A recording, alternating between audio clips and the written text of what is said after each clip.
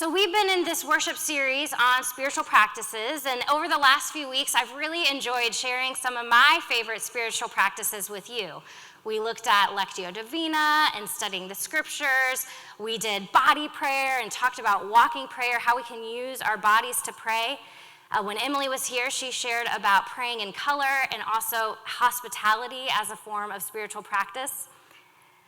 But I gotta admit to you, today's spiritual practice is the one that I've been avoiding, fasting. I'd say fasting is probably the least popular spiritual practice. And to be transparent, fasting is not one of my favorite spiritual practices. I've never been good at it, I've never enjoyed it, and it's probably why I put it last in this series.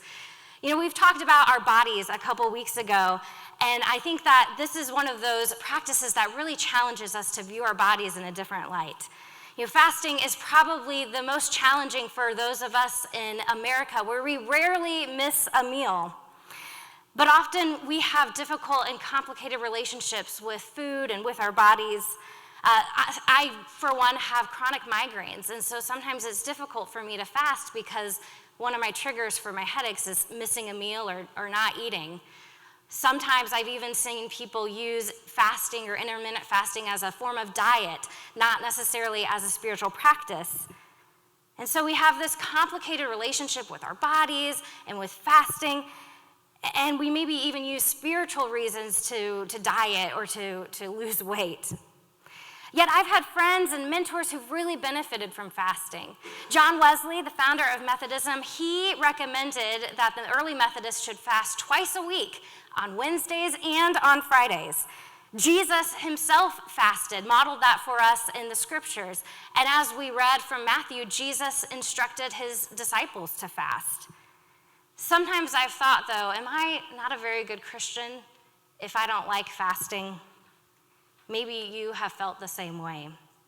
So I'm hoping that today we can move past some of these guilty feelings and complicated relationships around fasting as we look at it from a new perspective. As the quote on the screen shares, we get a great definition of what fasting is. Author Adele Alberg Calhoun defines fasting as letting go of an appetite in order to seek God on matters of deep concern for others, for myself, and the world. A fast is the self-denial of normal necessities in order to intentionally attend to God in prayer. Now, here in the church, we often only think about fasting during the season of Lent. And this is the 40-plus days leading up to Easter where we intentionally set aside time to fast from something, to refrain from something. Maybe we fast from sweets or from chocolate, or maybe we fast from coffee or sodas or other sweets and drinks. Traditionally, Christians have fasted from meat during these 40 days. But as I've been looking at fasting this past week, I've learned that fasting isn't just for Lent, and fasting isn't just about food. Fasting is a spiritual discipline that we can practice in many different ways. So we're going to look at 3 ways we can practice fasting today. But before we get to that, God had some very pointed words to say about fasting, as we read in Isaiah 58. Now, for Jews living during the time when this was written, fasting was a part of their daily life. It was a part of their rhythms and spiritual practices. Fasting shaped their identity of who they were as Israelites. Fasting set them apart as the people of God. But over time, fasting became just another ritual for them, just something to check off their box, to please God, to perhaps earn God's favor and blessing. And I think often we think the same way. If I just do all the right things, if I just read my Bible and go to church and pray, then I will be a great Christian. Then I will please God. But with this mentality, as with what happened to the Jews, fasting became a burden.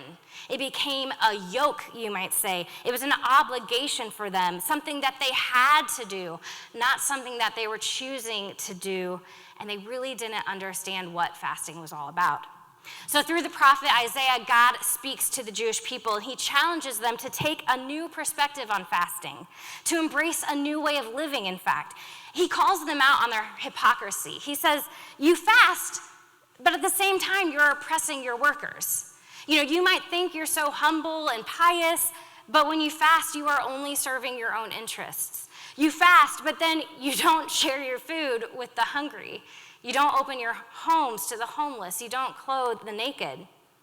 He says, this is not the kind of fast that I choose, but rather in verse 6, God declares, this is the fast that I choose, to loose the bonds of injustice, to undo the straps of the yoke, this burden that had come on them, to let the oppressed go free, to break every yoke.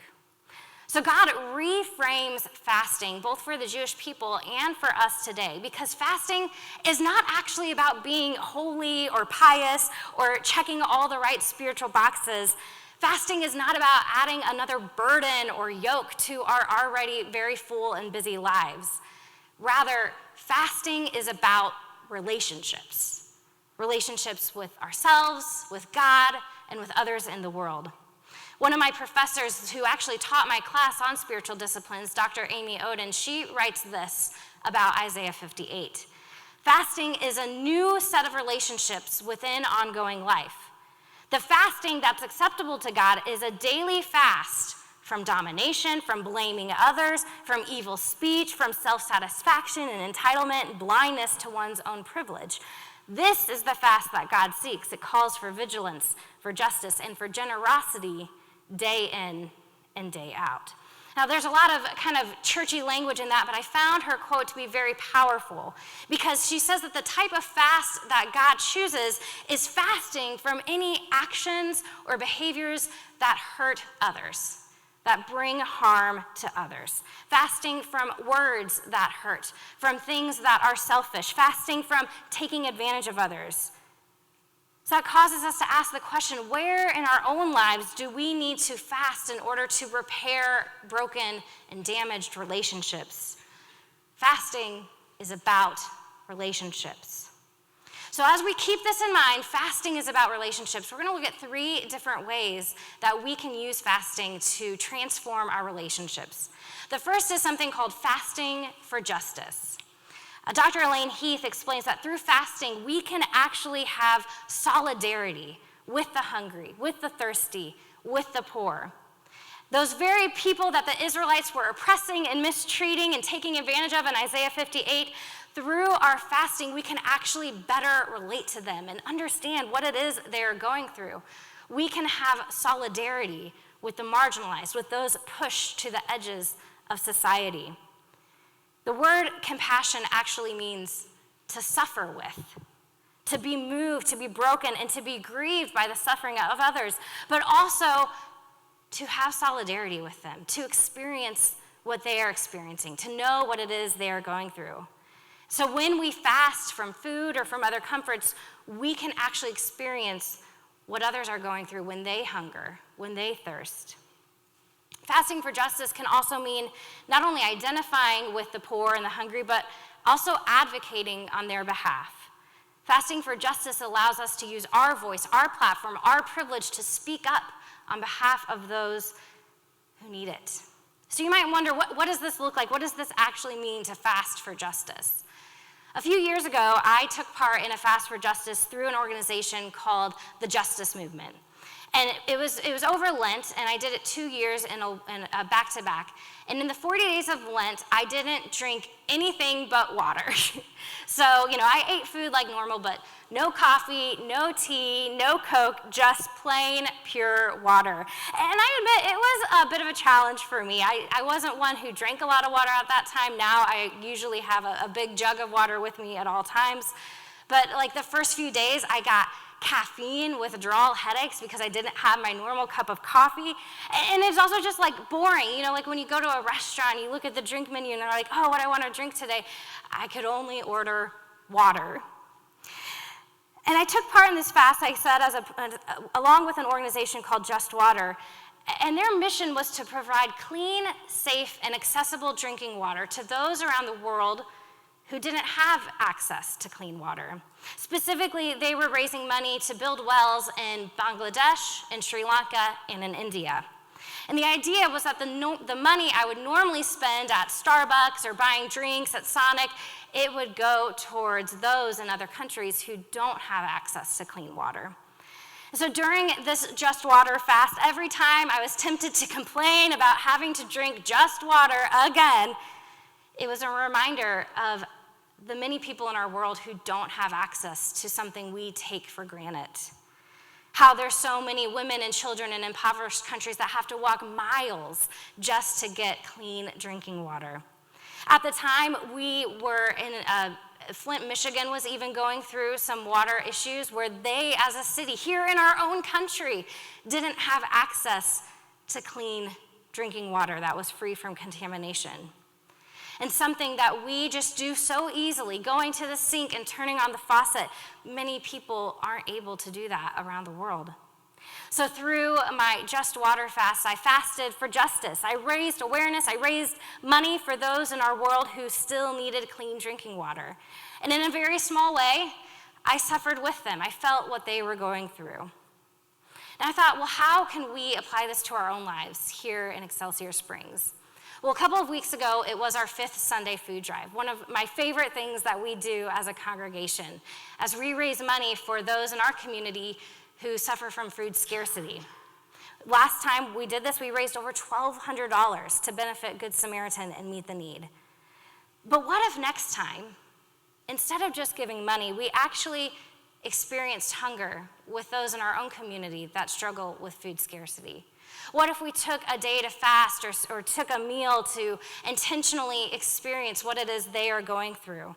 What if we actually had compassion and suffered with those who experience something we often don't know what it feels like? That's what I think it means to fast for justice. Another way we can fast is through unplugging. Unplugging from our electronic devices, from our phones, our computers, our TVs, from the internet, refraining from email, texting, social media, Netflix, YouTube. By fasting as unplugging, we can leave behind this world of digital technology in order to be fully present with those around us and fully present to God as well. Remember, fasting is actually about relationships. So what would it look like as families, as people, we set aside just 15 or 20 minutes every day to put away our phones, to turn off the TV, to get totally unplugged? What if all we did during that time was just sit with Jesus? Maybe journal or pray or read your Bible. What if we could turn off our phones altogether, something I very rarely do in my life, except maybe when I'm on a flight, and just set it aside and totally unplugged, uninterrupted quiet time? Or what if, as families, we declared a digital-free time, maybe one day a week or a couple hours in the evening? No video games, no phones, no computers. And instead of being in our own little digital worlds, we're together. Maybe we go outside to play or play a game or do a puzzle, walk the dogs. By fasting as unplugging, maybe it means not checking your work emails after hours. Maybe it means that when we say we're done for the day, we actually are done for the day. This is a hard one for me, I admit. Through fasting as unplugging, we can create better boundaries and better margins in our lives, making time for those in our lives who really matter to us.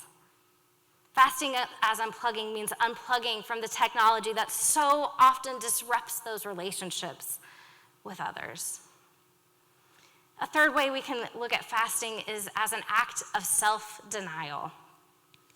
Now, there are many things in our world that we can very easily become addicted to. As I found out during my Just Water fast, I probably had a significant caffeine addiction as I experienced headaches and withdrawals when I wasn't able to drink coffee. But we can become addicted to food, to alcohol, to caffeine, to social media, to buying stuff. And I think that we don't often like to think of ourselves as addicted. That's kind of a dirty word. But when we practice fasting as a form of self-denial, we realize there's a lot of things in our life that we might have some unhealthy attachments to. We discover that there's a lot of things in our lives that we think we need, but we actually really just want. And we discover that the things we want can sometimes be pretty addictive.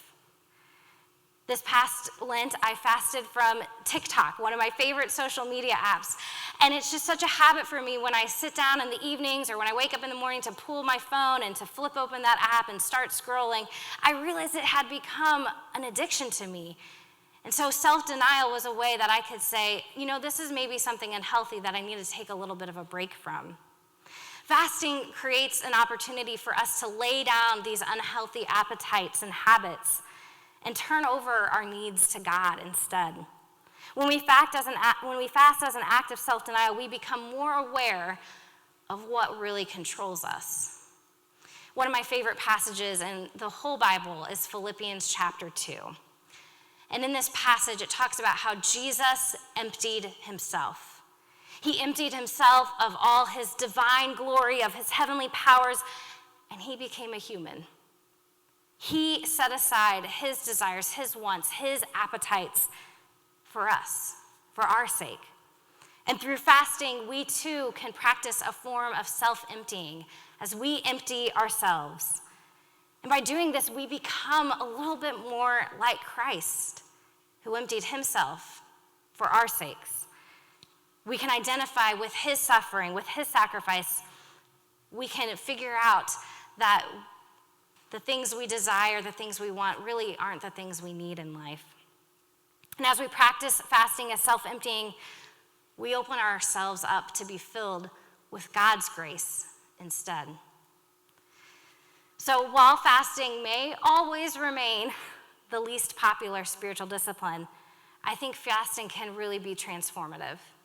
It can be transformative in our own lives as we lay down our wants and needs to become more like Christ, as we lay down those addictions, those things that we are unhealthily attached to. Fasting can be transformative for relationships with those around us as we take time to unplug, as we put down our phones to really be present with our spouses, with our family members and our friends and our neighbors. And fasting can even help us transform the world as we fast for justice, as we fast to speak up on behalf of others, to suffer with those who suffer, and to have compassion on others. I think that this is the kind of fast that God ultimately desires. Will you pray with me? Lord Jesus, we remember your act of self-denial, your act of self-emptying when you came to earth in the form of a little human baby. And Lord, this week as we go out into our lives, may we embody that same act of self-denial. As we learn that the thing we need most in our lives is you, not our phones, not our addictions and our habits. Help us to be filled with your love and your grace instead as we leave this place. We ask it in your name. Amen.